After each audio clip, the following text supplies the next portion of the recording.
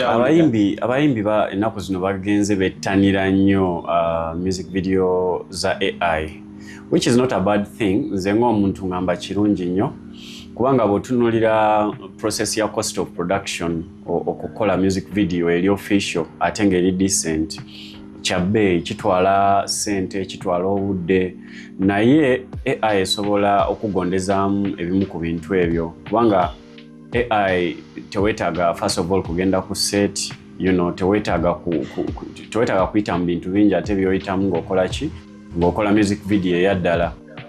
So nze ngamba kirungi nnyo, and as a creative kyenyinza okugamba nti omuyimbi ne bw'abeera weewaawo asobola okukola music video ya AI kubanga esavinga cost nga bwe mbagambye. Still abeera yeetagako omutwe gwaffe ogw'omuntu alina creative direction, omuntu alina art of storytelling, yeetagako era omutwe gwa director okumudirectingira ekintu ng'ekyo. Otherwise, if it's a matter of just okubeera nga because AI asobola okukola buli kimu n'ogenda ng'ogatagata ebifaananyi eby'enjawulo, ogenzeko munyonyi, ogenzeko eno, nga naye tebikola storytelling mulungi, tebirina cinematography mulungi, kubanga abayimbi abasinga bwe baba be babyekolera era ojja kwesanga ng'omuntu oyo ali emabega gaabyo aba si filmmaker, tasobola ku understandinga lulimi lwa kugamba AI oluli cinematic olusobola okukola ekintu ekikola video ennungi. So nze ndowooza abayimbi basobola okukozesa knowledge tuyina nga ba director okubakolera AI pieces ennungi, okuba kati ffe tu understanding olulimi lwa camera, tu understanding olulimi AI lweyogera, especially AI specifically in the creative industry, AI for video creation and audio creation.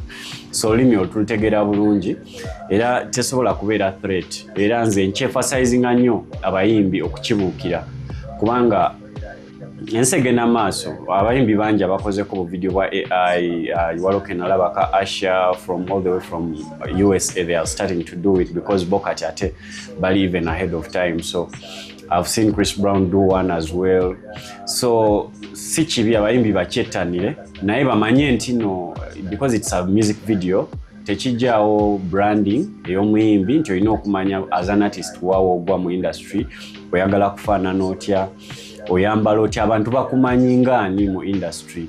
So togenda kozesa AI okole bukozi kintu ate ekigenda okwonona branding wo ng'omuyimbi because already olina ekifaananyi abantu kye bakumanyiddemu. So still weetaaga creative director g'osobola okunnyonnyola ebintu ebimu, then yena akozesa olulimi lwe olwa film oba olwa creative as a director, n'asobola okukola ekintu ekifaanana ekyo ky'obeera oyagala. N'ekirala ku ba producers for the audio production side, I think era kifaananako ng'affe abakola video ne obeera osobola okukola oluyimba ng'okozesa AI, era ojja kwetaaga producer ategeera instruments. Omanyi ba producer bamanyi instruments, asobola okugamba maybe eno instrument erina kusoundinga nnyo beyond a certain level, bategeera all that technical language ya audio production. Era still obeera weetaaga producer okubeera naye awo ng'ocreating ekintu so that AI ogikozesa bukozesa. Kyova olaba wetunuulira music asinga okukolebwa nga wa AI era tabeera 100% AI, at least oyo ali certified, just partneringa n'abantu abakozesa AI okukola sounds ezimu maybe nga AI esobola oziperfectinga naye ne baziblendinga n'ekintu kye baagala okubuildinga. So kiba kirungi nga ba directors abali eyo bakola music videos, abakola short form content, social media content, documentaries, commercials, okwettanira AI n'okumweyigiriza, like weewe obudde oyige, take time, do a study, like mubiyige mubeere nga mubimanyi oba mutegere bwe bikola, ogenda langa bigenda banguyiza emirimu gye mukola on a daily. Kuba kati AI esobola okuwandiikira script n'ogyeditinga bw'editinzi, esobola okukolera treatment note n'oeditinga bw'editinzi.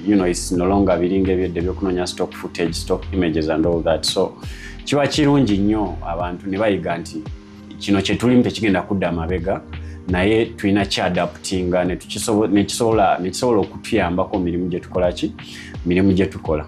So ndoza guno omwaka 2026 nsuubira abayimbi bangi bagenda okufulumya AI videos.